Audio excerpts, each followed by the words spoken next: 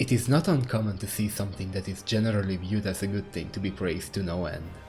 The opposite is also true, where if something is problematic, the negativity will almost always suffocate any positive discussion that can be had. Shadow of the Erdtree is something that I think ends up on both ends of the spectrum. Ever since it has been released, I've seen both claims of it being From Software's best work, and some saying it's actually the worst by far. The truth is, I can understand both camps and why they feel that way. That said, I would be lying if I said I feel the same way, or even have anything remotely close to those opinions. Personally, I am somewhere in the middle, leaning more towards it being one of their better works. Almost up there with the Ringed City and the Old Hunters.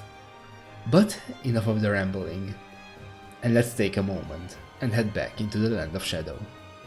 Together, then. Mongrel intruder. Yield the path forward to us. To I, Miquella. Don't you dare approach Miquella the Kind. Needle Knight Ledder, Dryleaf Dane, and our ally will never allow this. Become our new lord. A lord not for gods, but for men.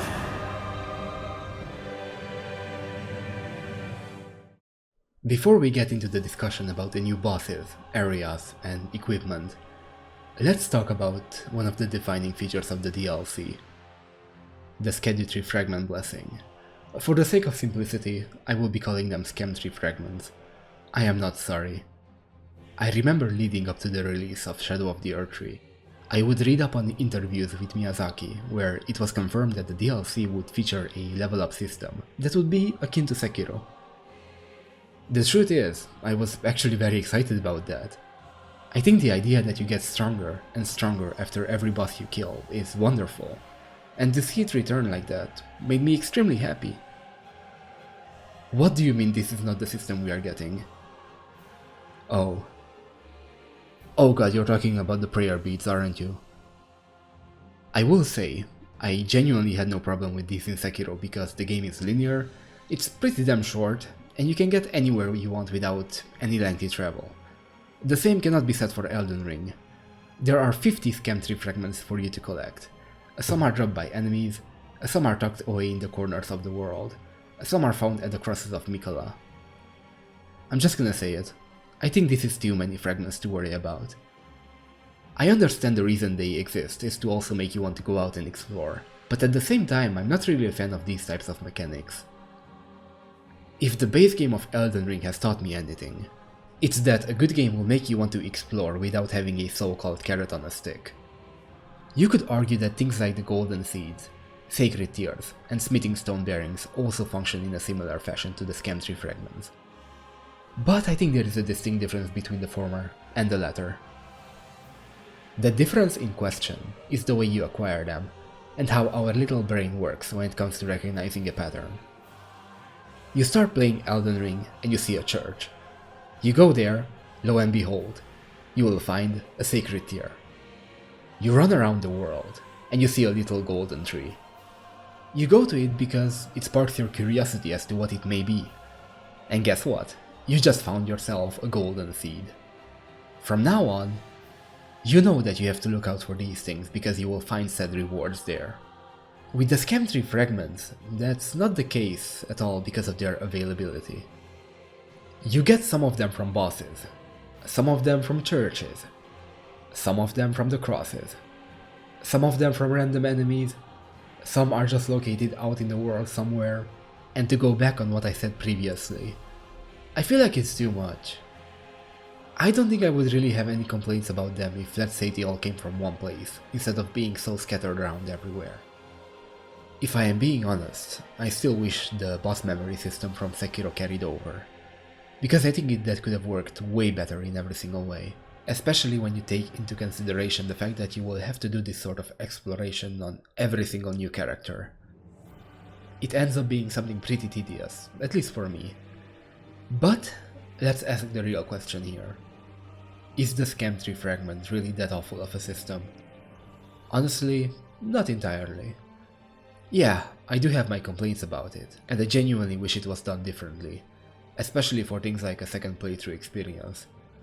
But it's not really the end of the world because of the way it is. You are most likely not going to need to be maxed out on any replay of the DLC because you will be much more familiar with not only the bosses, but also with the areas. So, naturally, you're going to do a lot better than you have on your first playthrough, even if you had a lot more blessing fragments. It's just that if we get a system that acts as a force multiplier for player power, it should not be tedious whatsoever because of how important it is. Otherwise it just makes people lose interest and stop caring beyond the initial playthrough. And look man, it just sucks to see that happen. Let's move on to something else, and let's talk about the areas in Shadow of the Erdtree. Visually, they are gorgeous. In my humble opinion, this DLC has some of the best looking areas From Software has ever made. But focusing on the appearance has never been a good thing. So let us look beyond that. Yeah, the reality is that most of the areas are pretty damn empty without a lot going on. The worst offender in this is none other than the Cerulean Coast and Koro's Hidden Grave. Sure, you get to fight an open world dragon and you can find a lot of upgrade materials lying about, but there just isn't much to do besides that. The worst part is that in the trailer for the game, we saw the dancer fight taking place out in the flower field. Maybe this is on me for expecting something else, but flower fields in From Software games have always been symbolic of an amazing boss fight taking place. Do you need some examples? Okay, hear me out. The Soul of Cinder, Gurman, the First Hunter. Here's a big one. Melania, Blade of Mikola. I think we all can agree that she is by far the most iconic Elden Ring fight. But if that's not enough, how about we talk about the best boss fight they've ever made? Sword Saint Ishin. Like, do you understand what I'm saying? I think it's easy to see why I would get hyped up about seeing a flower field as beautiful as the Cerulean Coast, and thinking to myself, damn, I can't wait to have my ass kicked here for the next few hours while listening to a sorrowful soundtrack. Meanwhile, nope, turns out the boss we see in the trailer has been relocated to a mausoleum, and we don't fight anybody of relevance out in this field. Why? Just why? Forgive me for having gone off on a tangent like this, but I really wanted to say this because of how much it bothered me. The only other area that bothered me to this extent was the ancient ruins of Rau. It just feels barren for how big of an area it is. It's kind of like the mountaintops of the Giants 2.0. That said, I gotta mention, it's probably my favorite area when we talk about aesthetics alone. I remember when I first got here, I spent a few minutes just looking at the view, and it was such a wonderful experience. I just wish, the area itself was a bit better, I guess. There's also another ruins area which is kind of in a similar situation, but maybe even worse, and that would be the Fingerprint ruins. Although I can kind of understand why it's so barren, I guess the whole point is that you only go here to complete a quest. But still, I feel like it's just way too big for what it tries to accomplish. Beyond these examples, I also have a love-hate relationship with the Abyssal Woods. On one hand, I like that they wanted to try something new and give us an area where stealth is basically your main tool. The best part is that they've also used one of the most fearsome enemies they've ever created. The real disturbing part about this area is realizing that this is probably the closest thing we will ever get to a Bloodborne on PC. It also runs into the issue of being pretty damn empty like the rest of the areas mentioned up until this point. But at the very least, it has a low reason as to why that is the case. Let's just pretend the Flame of Frenzy has melted everything away. Anyway, I thought the rest of the areas were pretty damn cool though, with the two that standing out the most for me being the Shadow Keep and everything surrounding the Jagged Peak.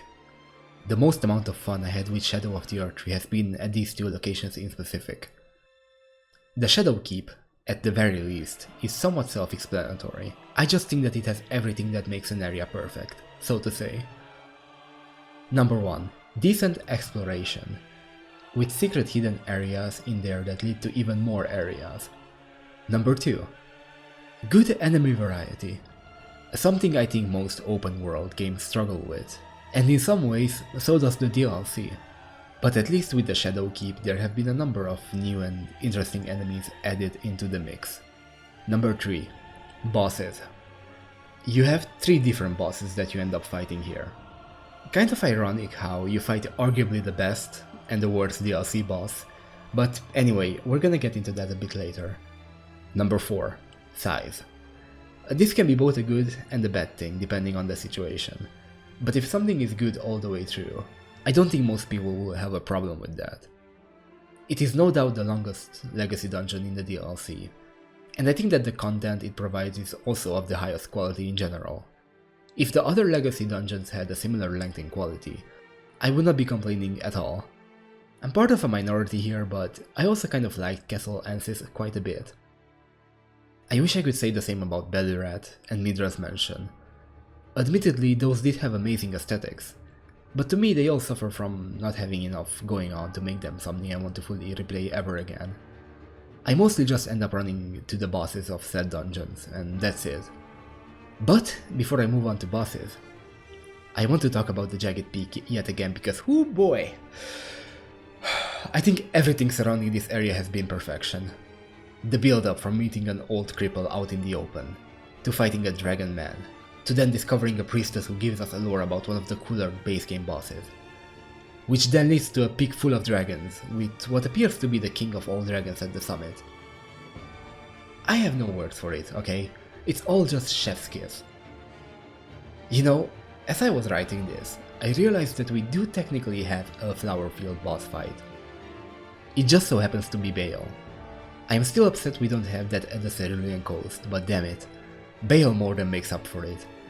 Easily one of the best bosses FromSoft has ever made, at least for me.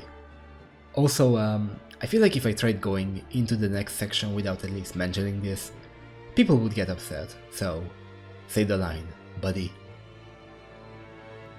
Curse you, Bale!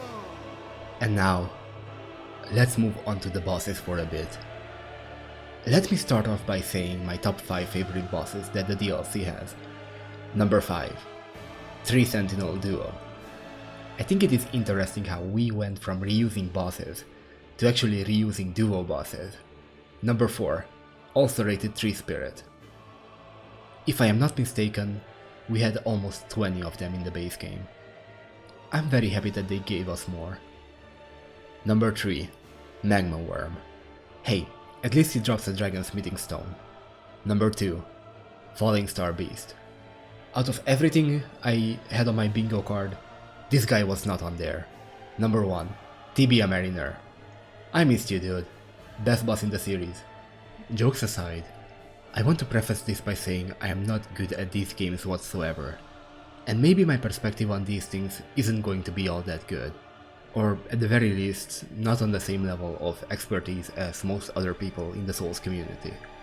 But I still kind of want to talk about it, at least in a general sense. I want to start off by saying something negative here, even though I mostly have a lot of positive things to say about these bosses. I can't deny that at least for me, it's getting a bit tiresome just how aggressive and relentless some of them are. It feels to me like they all have some sort of gap closer, and also ways they can create distance between you and them. And honestly, I am not a huge fan of that. I kind of miss the times when, if you got into a boss fight, they would start doing a slow and menacing walk towards you. Instead, now we have attacks that are coming out almost as soon as you enter the fog wall. I have played through the DLC multiple times with a strength and dexterity build, but I could not imagine doing it with something like a caster build. You know, the one advantage that you have as a caster, that being having a pretty good range that allows you to attack from a distance, isn't really that much of an advantage anymore when they can just close the distance almost instantly. Take that and combine it with the fact that casters have no real way of doing stagger damage reliably like a strength build, and you will end up not having a good time. What I am saying is that it seems to me that most of the bosses are not really balanced around every major build in mind. It's obviously normal to have certain builds work better against certain bosses. That's just how it's always been with ARPGs, and that will never change. What I do not think is normal is when you have bosses that feel almost impossible unless you employ a very specific strategy. I think you all know what I'm talking about, and don't worry, we will get to him later. The point I'm trying to make is that I feel like a lot of the bosses are simply over-designed in their moveset. It doesn't mean that they are bad because of that, but I kind of miss the times when things were a bit more simple. I still think that Dark Souls 3 has the best boss roster and boss balance across every Souls game. And honestly, part of me is very hopeful that for their next project, we will return to that. But anyway, how are the bosses in Shadow of the Erdtree? I think most of them are pretty good, with the ones standing out the most being Mesmer, Perlana, Bale, and to some extent Midra. I am not saying that they are all flawless per se, but they are good enough to where the flaws don't really matter that much to me, if that makes sense. Think of Bale, for example. I genuinely hate his roar attack that pushes you away and does damage if you're close enough. I feel like this comes out way too quick, and it's almost impossible to react to it on time. I also kinda felt that way with Romina and her explosion attacks, but maybe I'm just not good at seeing patterns. Beyond all of this, when it comes to bosses, do you know what is the most disappointing thing to me? It is the fact that Elden Ring remains to be the only Souls game to not have a single good duo fight. To me it was upsetting how the idea of a duo fight was taking two bosses and putting them together like that. It feels cheap and uninspired. And I'm not saying that a duo fight has to be a duo fight all the way through. Just having a certain phase where you take on multiple opponents at a time already sounds good enough in my book. Think of Dark Souls 3. That game has so many fights done right, especially in the ganking department. We all love the Abyss Watchers, the Twin Princes, the Demon Princes, and Sister Freed. Meanwhile, with Elden Ring, there is not one gang fight that's on this level of quality, and it does sadden me how the DLC has done nothing to address this. Also, this might be an unpopular opinion, but is it just me or does it kind of suck how the only 3-phase boss fight in Elden Ring is a sunflower? I think he's okay, and he is definitely fun to smack around. But I feel like it would have been much better if, let's say, Mesmer had a 3-phase fight. Or maybe that's just me, who knows. But anyway, let's also talk about the final boss. Because we all know that From Software DLC final bosses have always been the best thing they've ever made, right? I mean, let's have a quick refresher. Orphan of Koth, Gale, Thurlon, the list goes on. I could literally mention every single DLC final fight, and we all know it's great and fun in some ways. So, what is the final boss of Shadow of the Erdtree like? And my lord brother's soul will return, so that he may be my consort. What the fuck?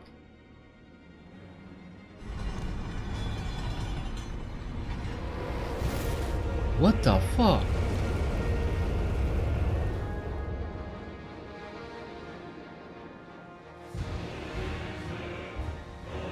What the fuck? What the fuck?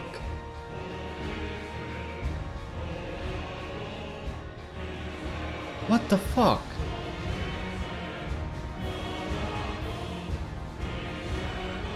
What the fuck?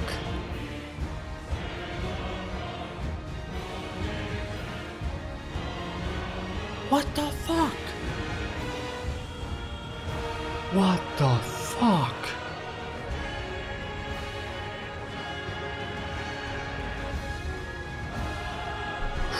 What the fuck?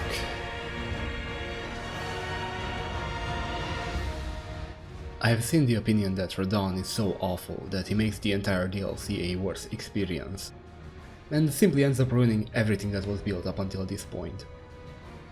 I can understand that. Even though I personally don't feel that way at all, I still have some fun with this fight, at least sometimes, but I can't deny that I wish it was something else. Also, I want to get one thing out of the way real quick. I am one of those people who wished we could fight Prime Radon. This is not Prime Radon. He is just a corpse, puppeteer to fight the way he did in his youth. Nothing about this is Radon, other than his soul, which, for all intents and purposes, is no longer his. Fuck you, Mikola. But before I end the video, I want to talk about one last thing. Something that I feel isn't brought up a whole lot, and I think it's just as important, if not more important, than everything we have talked about up until this point. And that would be all the new equipment brought into the game with the DLC. It's no secret that a huge part of the charm these games have is being able to re-experience them using a different build or a different weapon.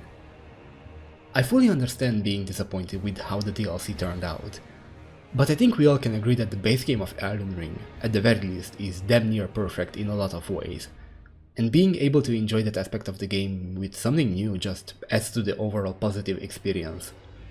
I am willing to bet that everyone here has found at least one or two DLC weapons that they fell in love with, and honestly, I am no different. The Meteoric Orc Greatsword and all of the new Great Katanas have had my attention ever since I put my hands on them, and honestly, I look forward to doing a playthrough with something else in mind very soon.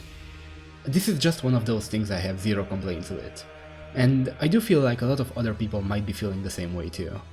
All in all, despite every single fault that this DLC may have had, and despite the things I wish were different, I have to admit, Shadow of the Erdtree is something that will continue sucking up hours of my life, and I have no doubt about that. Is it perfect? No. Is it the worst thing ever? Also no. Was it possibly rushed? I can't say for sure, but it does feel that way in some aspects. Is it something that I will always return to in the years to come? Absolutely. And with that, I want to say thank you very much for watching, I hope you enjoyed it, and I hope you will have great days ahead of you. For now though, I want to say goodbye, and I will see you again, soon. Take care everybody. You may rest here too, if you like.